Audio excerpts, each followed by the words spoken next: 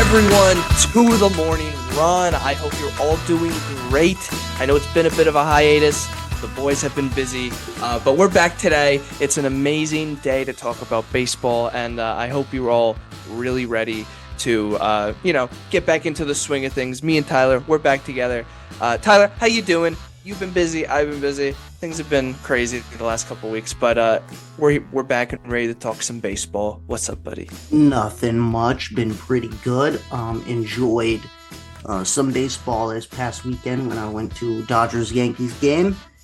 Saw something I've never seen before, which after thinking about it, kind of crazy. I've never seen it, but saw a position player pitching. Crazy. I've seen triple plays. I've seen people steal home legitimately. Seen 3 homer games. Very rare things. But position player pitching, which I feel like is more common than some of those things. Have not seen it before until then. So honestly, I'm not a Yankee fan. I enjoyed it. It was a very fun atmosphere. I thought that everyone there was great. It was a good time. I think the conversations around, Yankee fans and all the belligerency and whatnot, it's very simple. Bleachers, you'll have problems. Everywhere else is fine. And that's just like how it goes. So, enjoyed it a lot. Great atmosphere. Yankees kind of got cooked a little bit, but it is what it is. No, you're absolutely right about the rowdiness of the crowds. You do not want to, if you don't want any of the rowdiness, stay out of the bleachers. The bleachers are more for the people who like to scream and yell. The series didn't go exactly how I wanted it to go, but the games were a lot of fun. And, the position player pitching stuff is kind of this nice little novelty that we have in the sport. That's like, for some reason, when the game gets rough, even though you're not going to run out of clock, you can't do stuff like that. What you can do is just throw a guy out there like it's backyard baseball and try to speed things up. Because actually, contrary to popular belief, for like the majority of the baseball players, it's actually a little bit harder in the moment for them to hit that slow ball because they're used to the timing of the 90 plus, and then you got something going 50 miles an hour. I mean, yeah, you'll get some guys that when they do make contact, it's out of here. It's batting practice. But you'll also get the guys that swing too hard, right? Victor, I've been to like 70 games in the past 5 years at least, probably hundreds, if not thousands, of MLB, if not just MLB, if we're including, let's just say thousands of professional baseball games. Yeah. Never have I thought, you know what? I could be out here. I could do something here. When Oswaldo Cabrera, I don't even know, is that how you say his name? Oswaldo Cabrera? Yeah, Oswaldo Cabrera. Okay. When he was pitching, first time ever, I was like, I could rip a double into the right center gap right now. I could do that off Oswaldo. Honestly, but to the point you're saying, if I'm looking at a pitch like, yo, this is kind of my speed. This is my thing. Imagine how slow that looks to a professional hitter. Yeah, and a lot of them try too hard. I remember that you see a lot of pop-ups when the position player comes pitching. But you'll face people that are really good, like Aaron Judge, or just in general, that no matter what, if they get that opportunity, they'll time it up correctly, they'll be good. So it's a balance of stuff. Obviously, at that point, if you put a position player in there, it kind of doesn't matter if you give up any more home runs. That's the point, really. And so I think it's a fun little thing to see here and there. And I remember a couple years ago, though, Cabrera threw 8 straight balls, and it was hysterical because the Dodgers made it very clear, we're not going to be swinging at this. You keep throwing balls. It kind of surprised me because I was just throw a little ephus over the middle. Just throw a strike in there. Why you walking everyone? I think he walked in a run. I'm not fully sure about that. However, he did not. He has a 0 ERA because those were inherited runners from the now DFA Dennis Santana, I believe. Oh, yeah. Yeah. How was that? Because, there was a bit of a meltdown over Yankees Twitter, and I wasn't actually at the game. I think I was working, so I didn't even see the game. You were there. Why did he have a job? Dennis? Yeah. Hey, I don't know. I'm not the Yankee fan. I can't tell you. Yeah, I don't know either. I thought you were going to say, Yankee fans were so enraged that, the Yankees would stoop so low to throw a position player out there. I'm like, guys, seen their bullpen usage before this? They were gassed. They didn't have on. I know. Well, the thing is it's funny. Dennis Santana, when he made the team, I was like, who is this guy? Um, and then sometimes I'd said the same thing about Ian Hamilton, and Ian Hamilton's been great since we got him. But see you later, Dennis Santana. We now have Ron Marinaccio back, or Rob Marinaccio. Well, anyway, the series itself, the Dodgers took the series. They came in. I always kind of find it funny because the classic phrase is that the Yankee fans travel well, and that's not meaning that Yankee fans are traveling, following the team around the country. It means that people from New York move all over the place, and that a lot of these places where the teams are places that people from New York do move. So when the Yankees do come in, you get a lot of people that like to go watch the Yankees. And also, they're the Yankees. Like people will just go see them because they're such a crazy team. Now, on the flip side, though, when the Dodgers come back to New York, and the same thing happens with the Giants, but the Dodgers and the Yankees have that rivalry. The people in New York that are still like Dodger fans because of their fathers, their grandfathers, they come out and they're just as crazy as the LA Hmm. Dodger Well, fans out yeah, there. I think It's a fun yeah, time, no? you're mentioning the facts of there's still so many people here with Dodger connections. So many people here. You're mentioning the Giants thing, Yeah. and because since I've been at Giants games, Well, Giants at fans are Yankee timid, you know? stadiums. Yeah, I've been with Giants games, Yankee stadiums. I've been Dodgers. Definitely more Dodger fans than I've probably ever seen any team ever at Yankee Stadium. And I think the specific reason why there's more is also because, well, the Dodgers for the past decade have been regular season wise the best team in baseball. They've had Yeah. superstars and superstars and superstars. And I think a lot of just if young kids don't care much about the team that's closest, like if you're a little kid, if your favorite player is Otani, Mookie Betts, Freddie Freeman, you're a Dodgers fan probably, and Yep. you might be growing up in the city and you want to go to the Dodgers game. So your parents will go and bring you with them to the Dodgers game. You're rooting for the Dodgers and stuff, seeing that. So I think there's that additional part of it as well because there were so many Dodger fans there. It was really really wild. Yeah, no, I also just think like in general the Dodger fans get the reputation of being more like aggressive people, just like the Yankee fans are. So it's always a fun time to have those two clashes.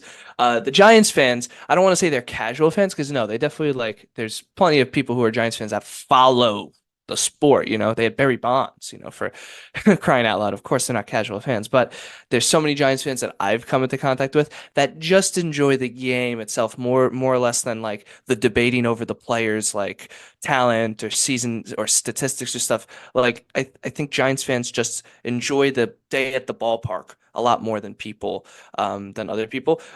Quick story: when we were in high school, I went to a Mets Giants game at City Field with a bunch of our friends at the time, then from high school, and one kid in the group, Frankie Silvestri. If you're listening, what's up, buddy? Miss ya. He was a big hockey fan, not so much a baseball fan, but he showed up because the kids in his neighborhood were going that we were friends with. So, I was really the closest with Frankie, so than the other kids. So I was talking to him, trying to explain to him the sport and everything of how baseball works and whatnot. And he's asking me questions about the teams too, the Giants, the Mets. And at the time, I really had a disdain for the Giants because they had just come off that three World Series reign in the 5 years. And to me, when a team is that dominant, you're going to have people hitting 50 home runs, driving in 150 runs. Like, you're going to have monsters on your team. No, they just had really good pitching and like timely hitting. People like Marco Scutaro and Brandon Belt became like household names. Gregor Blanco, like, are you joking? Like, it made me so mad as a kid who was a Yankee fan. So I was saying to Frankie, like, no, the Giants stink. Like, especially now, they've lost all their good players and all this stuff. And basically fr- in front of us, I didn't realize that there were Giants fans, and they turned around and they were like, "Hey, we're not that bad." And like they didn't even want to like defend it. They were just kind of like, "Hey," like offended. And I was just kind of like, you know what? That's exactly what a Giants fan is. They're just here for the day. They're not here for all this other extra stuff. So that's like my experience with Mm-hmm. Giants fans, Yeah. and And it all ties in there. But the one thing I wanted to bring up though, before we get into like the seriousness, I wanted to just bring up the London series, right? Um, the Mets, who I just mentioned, and the Phillies were playing and played well. That field is always funny. I paid attention to it a couple years ago because the Yankees played the Red Sox. But did you follow the games at all? It was just kind of they were both very memeable games, if I'm being honest. So I just wanted to bring them up in a very funny context. Now, I will say that British people do not have us beat in many things. We are superior in a lot of ways, but I think they might be better commentators slash announcers than us because Yeah, it's true. that guy was bringing the sauce. I will say he seemed goated with the sauce. That's for sure. Yeah, Because I'll play I it. mean, I was enjoying some of those clips. I'll play the big clip right here that ended it. Smith against Castellanos. Wants to take his time, and who can blame him in the circumstances? He must be feeling so much pressure out there. Not the closer by any stretch of the imagination. That's Edwin Diaz. It's a closer by committee. He's the man today with the pressure on his shoulders. And Castellanos' bat explodes, and they're going to get the runner at home. They're going to get the double play to win the game. What an end!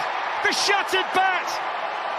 The runner out at home plate, and the ball fired into the glove of the first baseman Pete Alonso, and the New York Mets somehow withstand the Phillies rally, and they win game 2 in London 6-5. And yeah, so basically, like that's so exciting. For contrast, for people, I'm not going to play the other clip. I hear enough Michael Kay as I'm a Yankees fan. So Michael Kay was for some reason contracted out to do this game, and he's maybe one of our more exciting announcers, I guess, overall. But to me, like he's just the Yankees announcer. It's nothing special to me, Michael Kay's energy or whatever. This guy is like 100 times more exciting. He made the last play of the game, the pickup by Torrens, the throw to first base to end the game. He made it seem like they were playing in the World Series, basically. I can understand why people are so into soccer when that's like the commentator. That's the sort of commentating that's going on for it. And the crowd was amazing. The crowd that showed up for it, amazing. They really stayed for the majority of the game, I think. I wasn't watching it like I was watching the Yankee game when they did it with the Red Sox, but it seems like it's a success, the London series, and they're going to be doing something in Paris, I think, the next year or something like that. But they're still doing the London series. Baseball's going around Europe, I guess now. It's just kind of a fun thing to look at because the crowds show up to any of the American sports that go out to Europe. And I think baseball does it well by actually putting good teams or competitive teams out there, as opposed to the NFL, who's putting out like the Jacksonville Jaguars versus like the Tennessee Titans every year, basically. From my isn't it like the Giants and someone else next year that go to Germany, and it's like the teams stink, Yeah, I don't know. Not sure. something like that. Every year, I just see how they complain about that, and it's like, what are we doing here? I know the Mets aren't exactly great right now, but they were expected to be great considering the money that was spent, and the Phillies are the second best team in baseball, depending on who you talk to. Which brings us into our main segment. Great segue. Tyler and I kind of want to do. It's not the halfway part of the season. We'll call it the quarter part of the season or the third of a season way, where things really start to get serious. No longer are still just trying to get it going, or he's on a hot streak. This is now the level that you should expect, or try to see the level of competition from the teams that are in, the players that are playing right now. I think by and large, the season that each individual player is going to be having is more or less the overall path we're going to see. You'll get one or two guys here and there that will, you know, have a season that will change themselves in the second half or whatever, but this is a great time to take a look and examine things, I think. Right, Tyler? How things are. Do you want to start with the standings, I guess, the overall standings? Yeah, sure. Okay. So I will pull it up right now. Basically, what we have here, I'll start with the American. I'll just read them all out, and then we'll just go and talk about who kind of stands out and whatnot. So the Yankees are in first place in the AL East, 48 and 21. Then Baltimore, Boston, Toronto, and Tampa Bay. In the AL Central, you've got the Cleveland Guardians at 43 and 22. They're 5.5 games in first. The Royals are in second, then the Twins, the Tigers, and the White Sox in last place. In the AL West, you've got the Seattle Mariners, who are 6.5 games in first at 39 and 30. The Texas Rangers are under 500 right now in second place, as well as the rest of the league in the AL West, the Astros, the Angels, and the Athletics. Now, switching to the National League, we've got the Philadelphia Phillies, who are taking command of the NL East with a 46 and 20 record, 10 games in front of the Braves, who are 35 and 29, still pretty good. But then the Nationals, the Mets, and the Miami Marlins are rounding out that bottom part of the NL East. The NL Central has been basically the Brewers' talk most of the season. They're 6.5 games in first, 39 and 28. But the Pirates are in second place, starting to surge. The Cubs stagnating, the Reds doing what they do, and the Cardinals have gotten better as of late. I think they are in last place there. Now the NL West, we've got the Dodgers just dominating everything as they do at 42 and 26, 7.5 games in first place. The San Diego Padres are in second, 1 game over 500. The Giants, the Diamondbacks, and the Rockies fill that out. So Tyler, any surprises? Anything that stands out to you right now? For me, basically, I think this is more or less how things look to me. But, obviously the Mets, the Cardinals are kind of the surprises still. What about you? What do you see? Yeah, I think we're at that exact point in the season where I think there's three specific tiers of teams. There's the dog water teams, and you can see that in the record, the ones that have records a little low, below everyone else. You've got the real top dog contenders, the elite teams, and we know who they are, the teams that have records a little bit above everyone else. And then there's probably like 18 to 20-ish teams in that final range of tier that are basically, 10 games out of a wild card spot. Maybe a good series away from just being within a wild card spot. And if you have a single digit games back from the playoffs, you can talk yourself into being competitive. So, I think this is the perfect time to divulge a lot of, the conversations about playoff picture and all that and how teams stand. And I think you are right. I don't think there's necessarily a ton of surprises here early on. I think obviously we would say, I guess, the American League West division is a little surprising, but I think Yeah. everyone there is struggling, so there's still opportunity. So I'm not too necessarily shocked by it. Things happen, and there's still plenty of time in a division like that for things to turn around. But like you said, I still think that nothing necessarily surprised me. Like, obviously, the Royals being 10 games above 500 is very impressive, but I still consider that in that middle tier range. They're not like, they don't have 40, they don't have like that 20 games above status like a lot of other teams in that elite range. So I think that, to be honest with you, like, I could see the Royals, falling a little bit down. It doesn't surprise me, but I could also see them staying like this. It doesn't surprise me. Where they are right now isn't necessarily shocking to me. So I think that's why, like, obviously, I think I didn't expect them to be in the playoff conversation like this, where they are, but I thought they had an outside chance in that bad division. So I'm not too surprised by a lot of things here. Well, Yeah, no, I mean, for me, the AL Central kind of looks the way it should look. I expected the Twins to be better than the Royals for sure. That rotation that the Royals were putting out, especially with Kyle Wright, which was someone that I think they really were going to try to lean on as he's young and at least was very highly touted when he was with the Braves. Basically, excuse me. I lost my train of thought there. Basically, I thought it was going to be a little bit mediocre. And instead, they've been locked down. And then, you know, they've really surprised people. I think Bobby Witt has carried the team a lot. yeah, Pasquantino's come and back I and been mean, good. I've looked a little bit into their stats, not to, you seem like you were a little off there just in terms of struggling to capture on what you were saying. And I do think that I've looked in a little bit with them. They're a very low strikeout team, and they put the ball in play a lot. They don't have necessarily great offensive numbers, but I think their game plan and the way they play is conducive to benefiting from the randomness, quote unquote, of baseball in a positive way. And they're reaping the benefits of that because they have a very good rotation at this point. So I do think you can Well, look at they've those got a big numbers and field, say, right? They've got well, a you big can look at field. those numbers and say there's room for decline, but you can also say, hey, they can keep us up. So Yeah, yeah. I like how the Guardians have really been dominating. Have you seen the conspiracy theory about them, about their field?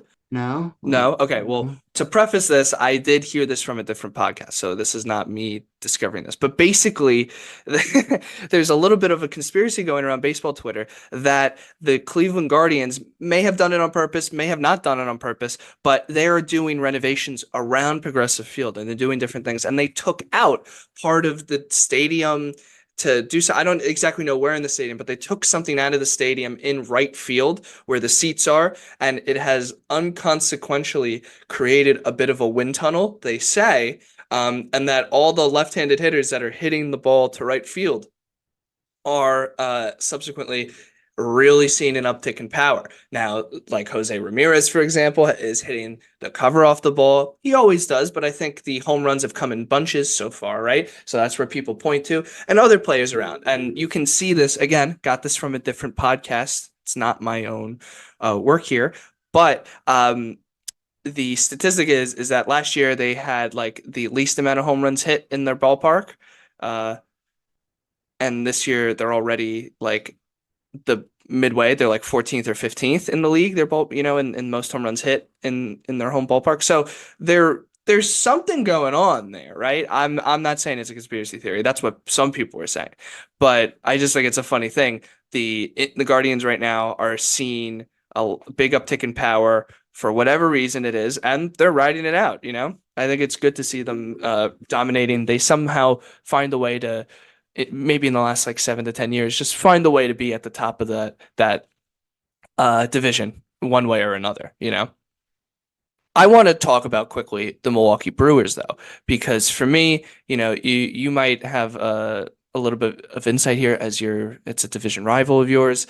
For me, the Brewers, the offense has looked insanely different from the way it's looked in the past, and they don't have that dominant rotation that they've had in years past, but yet I feel like they're a better team now than they've been in the past. And none of it has to do with their new up and coming star that's come up, Jackson Chourio. He's been, in my opinion, they might want to send him down a little bit just to get things figured out. But I think he's turned around a little bit recently. He's been hitting more home runs, getting on base a little bit more. But Yelich has come back to at least a good form, not his MVP form, but what he should be at that age. And they're getting, I mean, what a deal they got for William Contreras, right? What do you see with them? Like, do you think they have an actual chance, or do you think, they'll be the Brewers that they've been in the past? Well, that's a larger conversation. About postseason baseball. That I think we don't have the answer until we see it with our own eyes. Just a couple things. Little quickly going back about the Guardians. Hmm. I think when you've got Naylor and Ramirez with 18 and 17 home runs, that'll boost those numbers up because the next highest is 8. I think not. Well, they're both Not a left-handed lot of hitters, teams. right? Hmm? They're both left-handed hitters, right? Yeah. Well, Yeah. Jose's a switcher. Okay, Switcher. yeah. But that's like this where it comes into a conspiracy, right? Is that they're saying that like, I think what happened is they're doing renovations and something has happened in their favor that maybe the ball travels a little bit better in the air now. We know that baseballs are affected by the air. It's just the way it is. So like, whatever. It is what it is. They're doing renovations. Got to deal with it. Hmm. Like I don't think they were like sat in a room in a dark room, and we're like, oh, let's do this. This will help our team get better instead of signing players or whatever.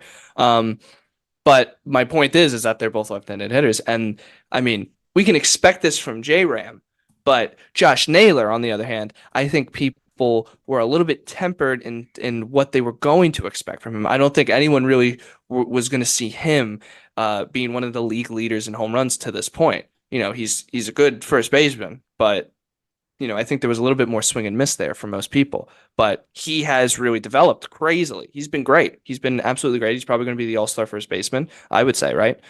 For the American League at this point. Yeah, but moving on to the Brewers. I mean, do you see them having long-term struggles because this rotation is just not the rotation that they've had, and that's what they've been able to lean on in the past.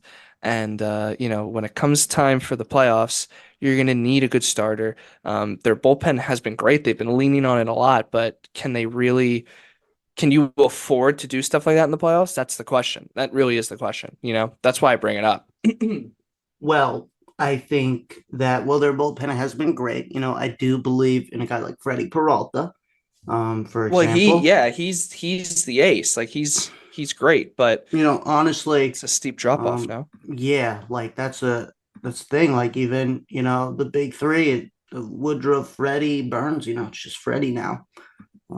Goes a long way. I'm even struggling to like Aaron Ashby still there. Like I don't know. Yeah, So I think he is. I think the thing that it impresses me about the Brewers at this point in their early season is adaptability. Um, we are still in a very early stage of a lot of these new rules and changes, and I think we are at a time when a lot of times when we're using data about like numbers with teams and how they're going to organize and operate on a Mhm. year-to-year basis, they're going off of years and years of trends they can use to have more assertion in their predictions. But we have 1 year of a lot of these rules to go off of, so it's hard to really figure out the right way to do this. But I will say Milwaukee, I think, is really taking advantage of a lot of these rules, specifically probably ones regarding stolen bases, making that easier because they are running a lot. And if you look at probably their best three hitters this year, Bryce Terang, Christian Yelich, Willie Adames, they're also their top three stolen base guys. I think they are making it a mission. We have our best players, and every time they get on base, when they're getting on base, we want them to extend. We want them to move up. We're not going to be scared because of, just not saying this happens, but like, oh, Aaron Judge is up. We don't want to worry about missing an out because Aaron Judge will hit a home run. Just bring him in. Like the Brewers are understanding, like you said, their offense is not what the best in the league have and all that. So they need to take advantage of what they get. And I think playing aggressive and using speed and stolen bases to their advantage goes a long way. It's useful. And I think it will probably help them in October baseball. But is it enough? That's a separate conversation. I think it's enough. Maybe if you combined it with the Orioles or with the Brewers of the past, where you have the pitching to be able to hold enough, and then you can generate enough runs through stolen bases, smart baseball, all that. But at this point, it's hard for me to say with true certainty that you can combine that with just so-so pitching. Yeah, yeah. I think they've pivoted well off of Burns, at least initially in this first year. I think when Brandon Woodruff went down, we know they lost Counsell as their manager, so I think that signifies a little bit of a different direction from the norm of what they were doing day to day. And then also when you add to the fact that they do not spend money on contracts unless it's really Christian Yelich. They've traded, what's his name, Josh Hader when he got like really expensive. They have then done the same with Corbin Burns. And I was a bit shocked, to be honest with you, because I've always thought, even if you are a lower market team like the Brewers act, you still need like an ace. You still need a guy in the bullpen leading people. And I always thought Burns was the perfect fit to stay in Milwaukee. But they traded him. They got Joey Ortiz, who's actually turned out to have a pretty good season so far. And he, stuff like that has been working in their favor. They've given a lot of chances to different young guys like Bryce Terang, like you mentioned, has been outstandingly great on the base paths. He's hitting like over 300, I'm pretty sure. So a lot has gone their way, but these guys are very controllable. They're young. They do have a lot of other prospects hitting and pitching wise coming up Mm-hmm. through the ranks still. So a lot's going to happen with the Brewers, and it's just funny that Sure.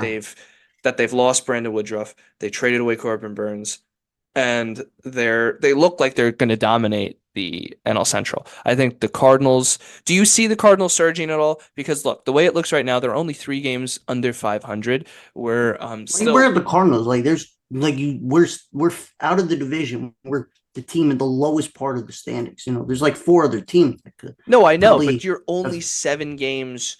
out. Well, Like, and the okay, team in granted, second I is guess six I and a guess half. two other teams are also. Yeah, I guess we're all kind of in this same boat. That's Fair what I'm enough. saying. Like, We're at like the bottom of the standings on the list, bro. I understand, but if Lowest we in the can have percentage. an interesting conversation for a second.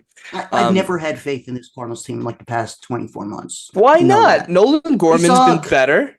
Oh, wow.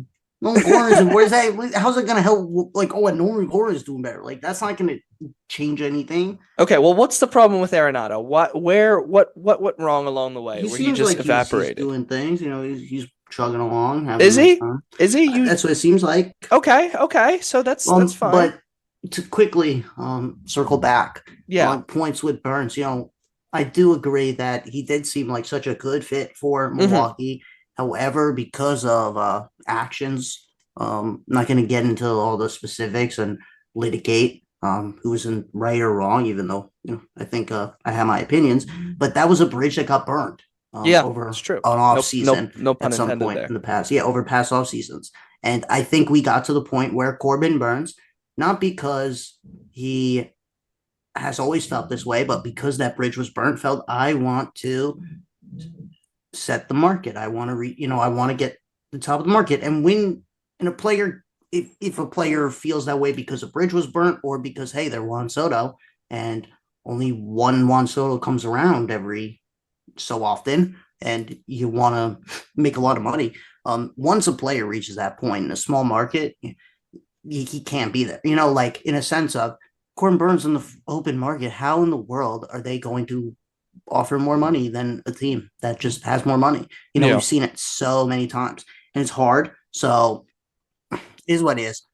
But yeah, I think agree. But at this point, the Brewers have made a name off of adapting and being ahead of moves, getting ahead of things. How many years have we known that Hader has been on the trade block until they finally moved in the offseason, or until he finally left the free agency, whatever it was? Or no, sorry, they traded him to Yeah, the they traded him Padres. to the Padres. Yeah, Right? but like that was such a how many years was that float around? Yeah, They're forever. always 5 years, I think it they're took. always thinking about trading. Everyone is really available to be moved outside of Yelich, I would think. So that goes to again the Brewers' ability to adapt, and that's why I think, over the past half decade or so, have been the dominant regular season team of the Central, and really held that consistency in that division where no one else has because there's been a lot of up and downs. Yeah. No, that's a very good point, I think. Now, I only brought up the Cardinals at the end there because I was just looking like people are excited about the Pirates right now with Paul Skeens. The Cubs seem to have kind of like fallen a little bit back. Dansby Swanson really hasn't had a good year so far. The Cincinnati Reds, right? Like they're just He's all actually over the having a place. great couple weeks. He was just hurt, buddy. He Yeah, just is was that on what it the was? IL for like a month or I whatever. mean, But like it's funny you say great couple weeks. Okay. Okay. Well, that's good. That's good. Good to see. Good to see. I saw he was hitting like 115 at some point, so that's why I said that. But the Reds, the Reds are the Reds. They don't really have a pitching staff at the moment. They've got a lot of young talent that they're trying to find. Hopefully, no one gets suspended for PEDs anymore or anything like that. So I just felt it was like an interesting time to bring up the Cardinals because I could see them putting things together, calling back up Jordan Walker. He's been doing well in the minors. We've both been seeing those videos of him mashing home runs now. Um, and that's the only reason why I brought it up. I think it's an interesting division, even though it seems like a lot of mid. I think there's a lot of stuff that can be done there. Um, Not just the Brewers. Now, the last thing I just wanted to talk about was actually the AL West, right? So the every other division to me sort of seems like a two-dog race at this point. The Phillies are dominating, and if any team's going to stop them, it's going to be the Braves. Like we said, the Guardians are dominating, and if anyone's going to stop them, it could be the Royals. I don't see the Twins really being able to jump out second or first place at this point. I think they're pretty stagnant. And then the Yankees, of course, it's a two-dog race between the Yankees and the Orioles at this point. But really, with the AL West, it's sort of to me, I think it's like the Rangers can't lose any more games. They're so far back. And by the time when is DeGrom supposed to come back this year at all? I believe that he could come back. Again, Like these that's the things. thing. That's the At thing. from what when he got hurt, we haven't heard setbacks or anything. So Yeah. when he got hurt, We're just following timeline. He could be all things scheduled. He should be back this year. Okay. Right at the end. I think it's like maybe a month, but that's what I'm saying because knowing the Rangers, I mean, how many assets did they acquire pitching wise of people already hurt coming back? Tyler Scherzer. Mahle, Scherzer's there. Of all these been back, but I believe Yeah. he was He hurt was to start hurt. the year. So Yep. like there's all that. And also They John lost Gray's been Monty. pitching really well. That's Um true. and if they're getting back Scherzer, Tyler Mahle comes in and pitches the way they hope he does. Hmm. Um, Nate Eovaldi's already there. They don't necessarily need to Grom back and risk all that, as opposed to just keeping him there. Well, But that's the point I was going to make. Like at this point, I think it's safe to say that if they don't turn things around soon, that they're not going to have a reason to bring DeGrom back, and now you're going to have basically 2 years of the start of his contract where you just don't have him at all, which is kind of tough because also that would probably signify they missed the playoffs that year as well this year. Um, the offense has been interesting, I think, with the way I look at it. Corey Seager has been dominant. Marcus Semien has been great. Jonah Heim's been impressive, but they haven't gotten what they wanted out of Wyatt Langford so far. Has Evan Carter been doing? It seems like he hasn't been he's as. hurt. Oh, is that what it is? He's been hurt. That's why I Well, haven't no, seen him he at got hurt all. recently. Okay, yeah, but before that, like, how's he was like okay, right? It wasn't like anything crazy. Um, Yeah, no, he wasn't doing like he was slumping, but yeah, so again, like that's great walk rate. well, but that's probably indicative of the record right now that I would two of the say two of the youngest Evan stars, right? Carter's start of the season last year reminds me a ton. One Gunnar Henderson start last year. Mm, Last year, Gunnar Henderson did not start offensively great. What he did was walk like crazy. He had like a 30 plus walk rate, almost like through the first month and a half of the year, hmm 2 months. And then that's right around when Evan Carter got hurt. So like very similar, I will say. So not too concerned about Carter when he comes back, does his thing. Langford, I think this is a separate conversation we can go into right now if you want. But hey, there's a lot of teenagers that are struggling. You mentioned Jackson Churio. We know hmm Jordan Walker. hmm Um, I'm blanking on the other one I was thinking about as well. That's seemingly struggling. But are we potentially reacting to the Juan Soto, Ronald Acuna wave of like the late 2010s where these guys were ready in their teens? And do we have to bounce back and realize that like maybe we push this a little too much? This was just a unique group of players. Let's pull it back. A lot of these guys do, to me. When you look at Jackson Churio, we look at Jordan Walker. They need minor league at bats. Wyatt Langford needs minor league at bats. They might go to the minor leagues and look like a beast, look like they need to go to the major Oh, leagues, but that's not Torkelson. the case. They still need at bats. And Torkelson Well, might he be a got little sent cooked. down. He got sent down. He might have a permanent place there. Well, he was a first overall pick. No, you know what I think it is actually? I think it's a combination of two things. One I've noticed, and one thing I think is really the reason. The one thing I've noticed is that I think there's a lot more young talent in the minor leagues now than there was before. Maybe it's because they shorten the minor leagues a bit, and they kind of have to keep the more talented guys around, obviously, as opposed to just the guys that you've been drafted. Um, I'm a big fan of Dallas Braden, right? And I've heard him say on a podcast that I listened to a lot recently that, back in the day when they originally did the draft, after they shortened the draft too, that they would just kind of pick guys until everyone kind of agreed, okay, this is the end of the draft, right? And that's why like you just randomly pick guys towards the end of the draft, give guys a shot, whatever, because you needed warm bodies to play against the really talented people and separate the really talented people from the career minor leaguers. And maybe we don't have as much of that anymore. So that might be a reason why I've noticed there's a lot more guys being hyped up in age 19, 20, 21 that are in the minor leagues that are sort of zooming past double A or through single A to double A and then spending a year at triple A. But then we're getting the guys that people are taking a chance on, like Jordan Walker, bringing him up early. They brought up Evan Carter fairly early too, and he was performing last year, even if he's slumping right now. And then Wyatt Langford, I think they were fairly, conservative with him, at least at first. They did bring him in just at the start of spring training, it was I like, got a wow, little he's bit here. of a theory here. I want to get your take on it about why this could be happening. Yeah. We Well, I have know. another reason, but that's sort of my Mhm. that's Well, sort of yeah, my I conjecture. definitely got a more abstract reason. March 2020, we know what started up COVID. It Mm. came, it rocked everything. It changed so much. Oh, One you of the might be main getting things to it what I did, was thinking too. stop baseball, but specifically minor leagues. Um, and when baseball did start back up, minor leagues did not. We had instructional baseball for like each team had like a little group of players that like they could have in like Florida or whatever, just like hanging out or whatever, training. Yeah. But those are like highly regarded picks and like you're bringing your best players there, like your best talent guys, Hmm. people you've invested the most in. Then when we come back to the minor leagues, a lot of these guys, like they're not, they might have a good talent, but they signed a maybe their signing bonus was 75K, 125K. They're making 37, 500 on in the year salary in minors. They probably had to go do a job, like have a life when they weren't playing baseball because of COVID.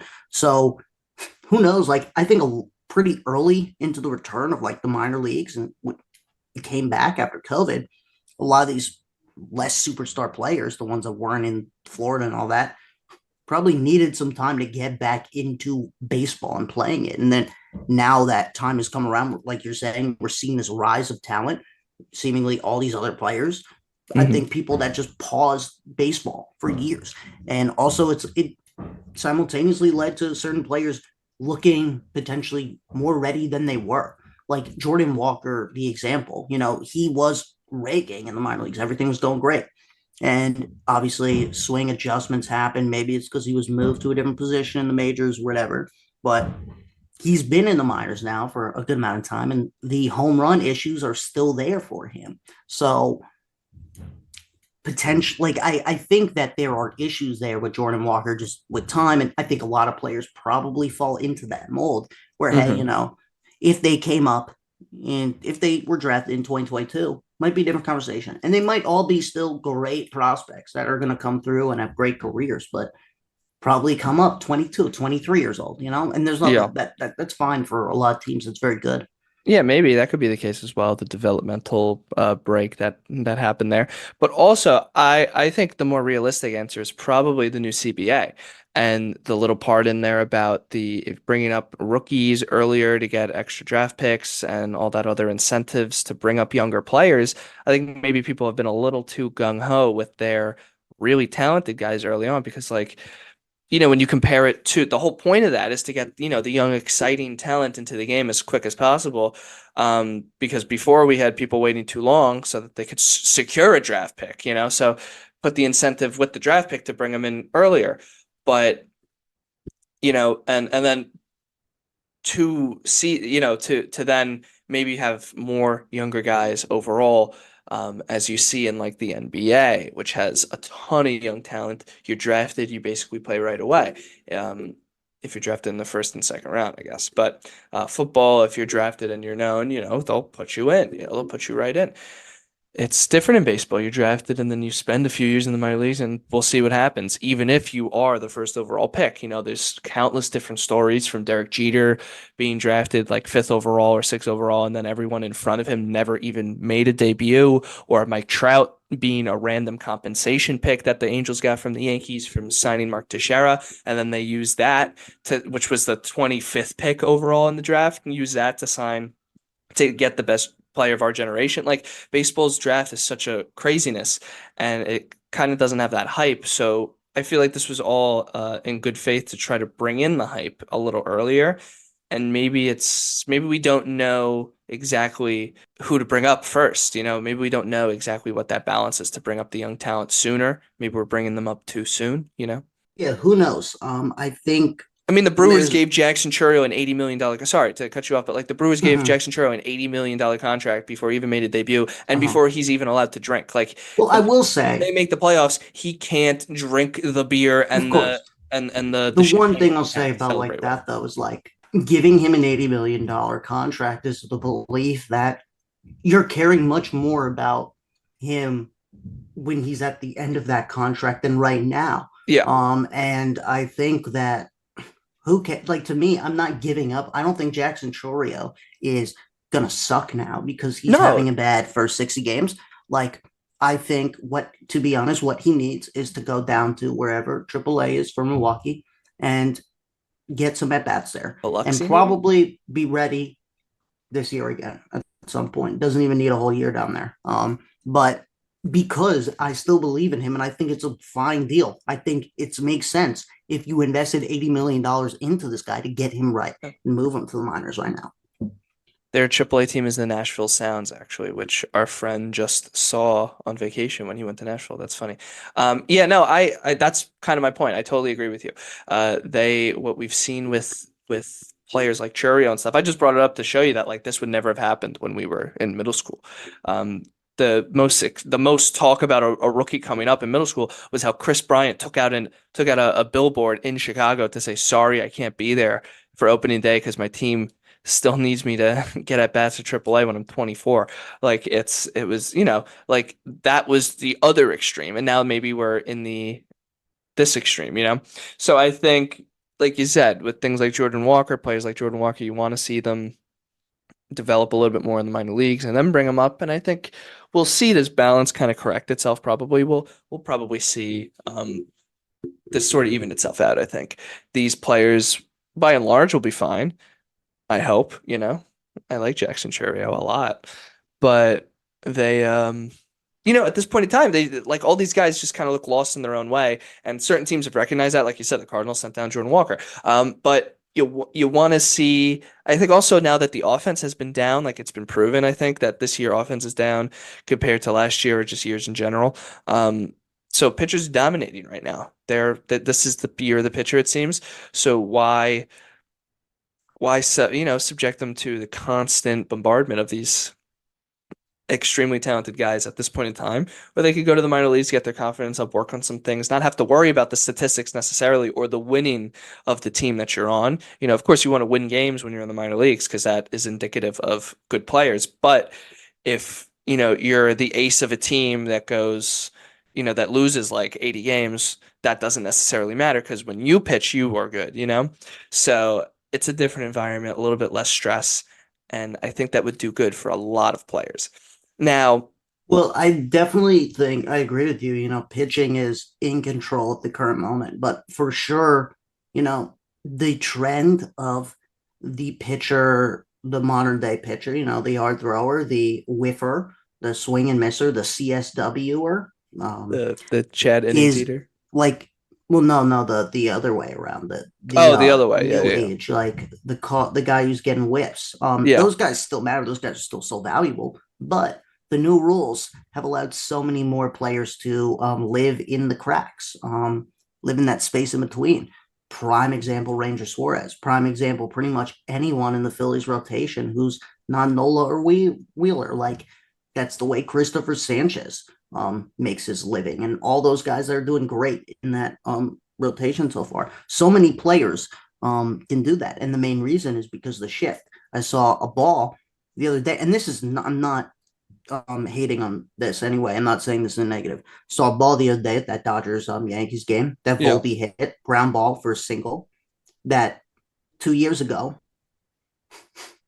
it was an out. It wasn't even like, it was like that was a bad ball, bad Yeah. hit there. Yeah. Now there's a good hit Good. in the Good job. current situation. You can obviously, it's not going to say it's a good hit in those advanced stats, and we're going to know that. But in the situation where it is right then, is a good hit, is useful, and that situation of those players that actually know where to live, like you're not exactly. It's not just like, okay, we're playing to the spot. These guys who are ground ball pitchers, pitchers that play to contact their whole life, they know how to play to where the players normally play, where they're typically fielding. And since I think it's standardized there, we're seeing a lot more of those pitchers thrive.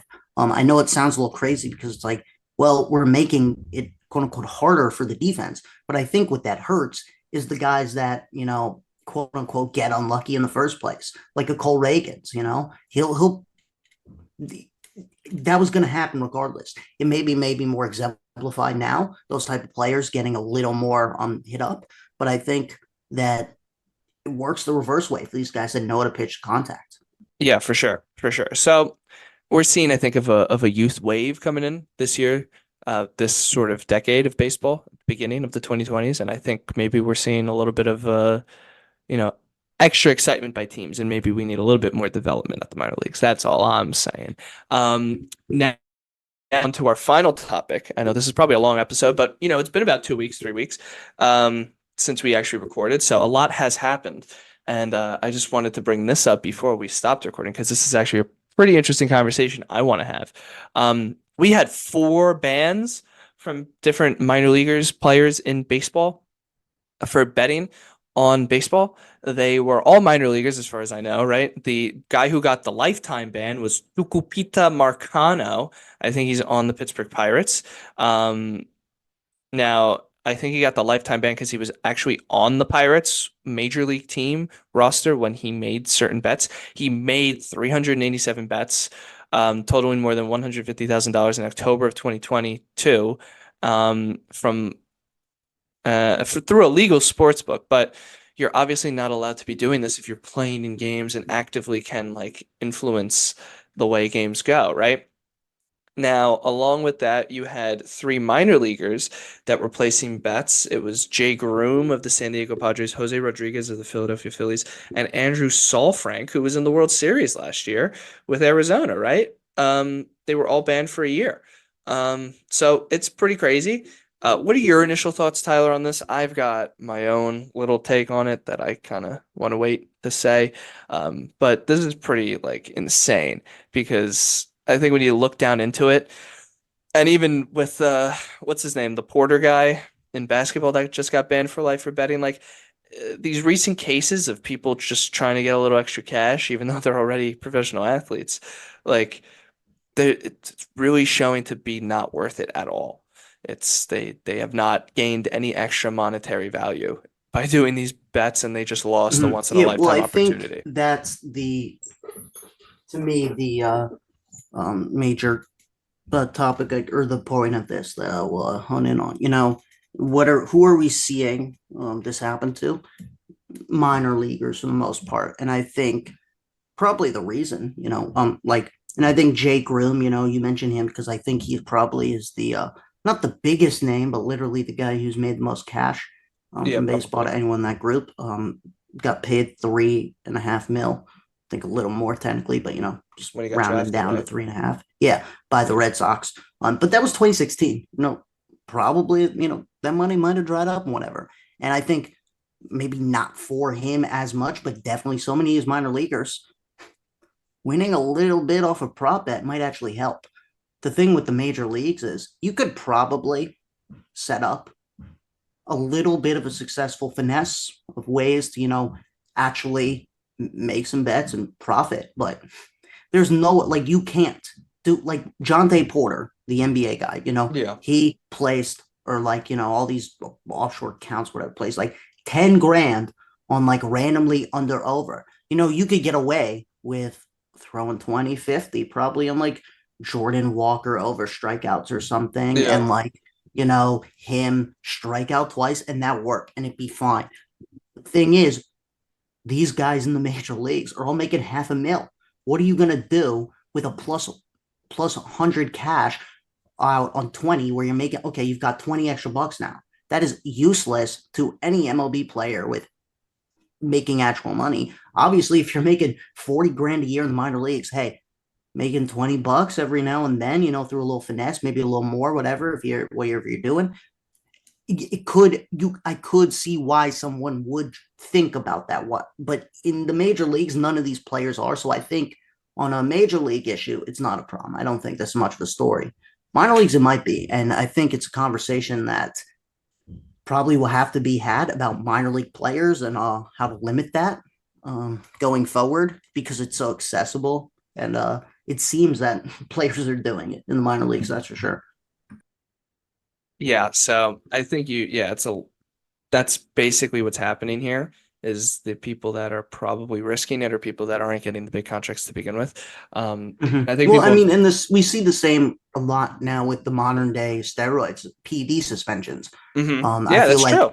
every off season, like every like spring training was, it's kind of like a list of like 4 to 6, mainly minor league fellas Yeah. that get suspended for substance, because those minor league guys have more to lose, more, and that, they're more likely to break rules to do stuff like that. So I think it's probably going to be the same thing here. Obviously, we've seen MLB players with steroids, and if you're a gambling addict, not going to put anything past an MLB player who has an actual addiction, But if you're just a normal person, you're not going to be betting and on yourself here, and I don't think in the MLB at least. Yeah, that's definitely true. That's definitely true. The game's hard enough without you putting that pressure on yourself.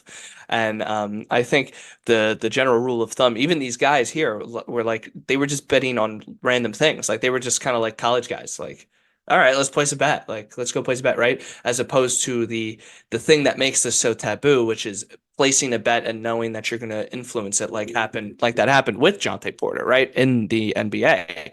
So I do have one question here. Yeah. Because what's going on with David Fletcher? I've heard rumors that like he's getting investigated for like I think gambling, he's getting investigated. Like he's being investigated. So like but that's an like he's ongoing playing as thing. well. Yes, Okay, he's so in like, but Triple A. here's the thing, because I saw a wild image of him striking out Jordan Walker. I know he's a knuckleballer now, but he did not throw any knuckleballs in that. It was a 3 pitch strikeout, and it was Really? it was three like I swear it was like 79 mile an hour four seam fastballs on like the GameCast app, and it looked suspect. Yeah. And I was like a day after I read like the thing about like whatever. I guess he's like getting investigated, and I was like, bro, did he up Jordan Walker to get in his little scheme here? Like, what's going on? Because that was crazy to me. But I know. Well, you've got the but thing he's with. also getting investigated, like fascinating things here. Yeah, well, this comes to the kind of the conversation I wanted to have, right? Because I've been seeing, we thankfully don't have this issue. I don't think, right? I don't think in baseball, none of our reporters are sponsored by a sports book, right? But you have in the NBA that guy Shams Charania, But right? shout out MLB, by far and away most ethical reporters. Not Yeah, even right. close, not even Oh competition. no, 100%, 100%. It's honestly hilarious because the fact that I feel like it's almost oxymoronic that Jeff Passan's employed by MLB. When you look at Schefter, Woj, Passan, it's just like two apples and an orange, just Yeah. so not like the other two. Exactly. But you have, I've been noticing recently, since talking about betting in sports has been more a topic, that when it comes to like these sports, they're playing a dangerous game now with these sponsorships because like I saw this one thing with Shams. He was talking Yeah, the about Brandon Miller, Scoot Henderson, I assume you're referring to the maybe, draft. maybe yeah, it had to do with the draft picks. Yeah, And he was I, saying I how, can explain very specifically and because it I like was going to changed the mention that. odds, right? It So changed the yeah, so odds. Brandon Miller was suspected to be the second overall pick. Woj said that days earlier. It was reported at that point. Multiple people were saying, Hornets, or yeah, this is Hornets right now. Focus in on Brandon Miller. Then Shams, sponsored by FanDuel, Yeah. goes Hornets looking like they're going to take Scoot Henderson with the second pick. Tweets it out, like a thing. Odd shift pretty significantly. And I'm a big Brandon Miller guy. Basketball, just giving context to the viewers there. So I think Brandon Miller's second overall pick all day, every day in this draft. Second best player. So I'm looking at this just like, what's going on? What? Huh? Like I'm a little confused. I'm just staying home. I'm staying firm. I'm just like, nah, they're going Brandon Miller. They're not going to mess this up. And they did end up going Brandon Miller, but the odds, as you said, shifted pretty significantly, and I cannot get that out of my head at any point. Even if Shams did that with no connection to, or no, like with no, like he just got that and reported it. And they were thinking that, and it didn't end up materializing for whatever reason. I think immediately, if I am Shams in that situation, I would cut off all connections with FanDuel at that point, like have a self-realization moment of reflection of like, Yeah. this is an ethical dilemma of massive proportions, but nah, they just keep it going. To me, it's absurd. I don't have Yeah. a problem with, like a Dallas Braden and even like a Stephen A. Smith and all these like having endorsements with the sportsbook company and all that. And like if you are like building an entertainment product or whatever it may be. But if you are building your name off of reporting and breaking news, Yeah. it to me it's insane. I don't understand it. Yeah, well, I think the nuance there is exactly that. Like when you talk about Dallas Braden, for example, he's a guy that I have become a big fan of throughout my teenage years and now because he was a former Major League Baseball player who then has been turned into a broadcaster. That's his main job. But what he also has done in his spare time has done podcasts. He first did it with Barstool Sports, and when we were teenagers, Barstool Sports was so popular. I started listening to some of their sports podcasts, and this was the one that their baseball one was the one I was drawn to because it was, Jared Carabas is, to me, he's actually a pretty good reporter. But he doesn't, but again, even more to my nuance, he doesn't tweet out like, a national news that is like so and so is being traded for this piece and that piece. He just comments on it. He'll just be like, "Well, the Red Sox really got effed in that deal, right?" Like that's as opposed to actually saying like news. He's just commenting on the news, right? And I think that's where things are much different because even the sports books themselves have their own shows, they have their own media, and they have people in those roles talking about the odds, talking about things. So I think that's where it's different. And that's what I think you're saying as well, as opposed to a guy whose job it is to find out almost like underground information from people that aren't necessarily supposed to be talking within the front office, and they talk to him anonymously, and he just goes, boom, so and so is being traded to the Phoenix Suns, for this pick and that pick, or whatever. Like that's like a whole different ball game as opposed to commenting on stuff and talking about theoreticals or Yeah. hypotheticals, right? Hey, look, and on a personal level, I again, like, I don't, people do what they want to do. I'm not going to judge someone's life. Like, let's say Shams is just a fella that is living his life, but he also, for some reason, still gets all these, everyone's texted him about all these things that might happen in the NBA. Yeah. He's still getting all these potential rumors and scoops. He's taking these things and he's making his bets or whatever. He's just betting on them. He's not a Yeah. reporter. He's a lawyer.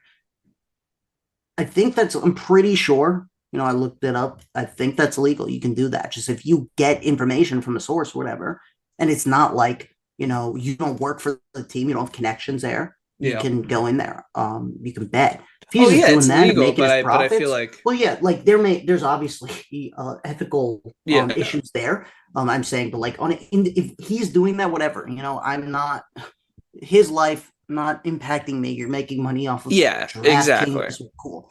I just have a massive issue with the connection to the public there already because we already mentioned that there's still a lot of ethical qualms and concerns, Yeah. even just on an individual level, taking information and using it in betting. What? You may have personally, but taking it to that next level is just really questionable. Yeah, I think again another point to make is like there's a difference between inherently the content and the stuff that Shams puts out, the majority of it, his tweets, his accounts that report news, that is his job. He may go on talk shows too and talk about stuff, but his main employment is to be a guy that reports news about things that will impact stuff on sports books. Inherently anything mainly that he reports could have the ability to affect things on sports books. So there needs to be an obligation to at least this DraftKings is the one that he's has a sponsorship with, right? There needs to be at least an obligation by the one he's sponsored by with to not do stuff like that because that's like crazy slimy and crazy. Because who's to say, we're not accusing Shams of anything, but there's just a line being crossed here in general that makes people wonder all sorts of things, right? And I think the difference between that and someone like Dallas Braden and even Stephen A. Smith is that when they're on their podcasts or on their shows, they are talking about things that aren't inherently going to be affected by sport. Like sports books don't need to change their odds by hearing certain things. And in fact, I still listen regularly to the podcast that Dallas Braden does do. And there are times when he will be like, oh, I have to be careful of what I say here because I am an MLB employee. Like he has that awareness. He can and cannot say certain things. Whereas Shams will not do that when he puts out a tweet. Any information he is going to be given, he is going to put out because that's his job. So there is a weird thing here. And I think there's an over, but it also bring it back to baseball, right? You have these teams and MLB, they have these deals with these sports books now, and you know, at least with baseball, you have this taboo about betting on baseball. So you're encouraging it on every corner now for your fans to bet on the game. And of course, it's not to say that you should let the players bet, but it's to say that, there's a weird thing here to have this taboo floating around, but at the same time also being like, but the fair, better do whatever you Yeah, want, and like the saying in tiny lettering with an asterisk, like if you have a gambling problem, here's the hotlines for all the states it's legal. Like, does not really feel fully Yeah, it's like sufficient in that the drug process. company And like, commercials. yeah, I think like we live with that, kind of like unethical situation. It's kind of just like, okay, whatever, it happens. We get that, like these, there's gonna be this little bit of irony there, but I want to say last thing I'll say, and then we can just end this pod, wrap it, Yeah. because it's going on forever. I want to just like, because there is, of course, we've heard the narrative, like we've heard people say so many times, like with players, get mad at players for bets, and people say that's wrong and stuff, and I think that is wrong.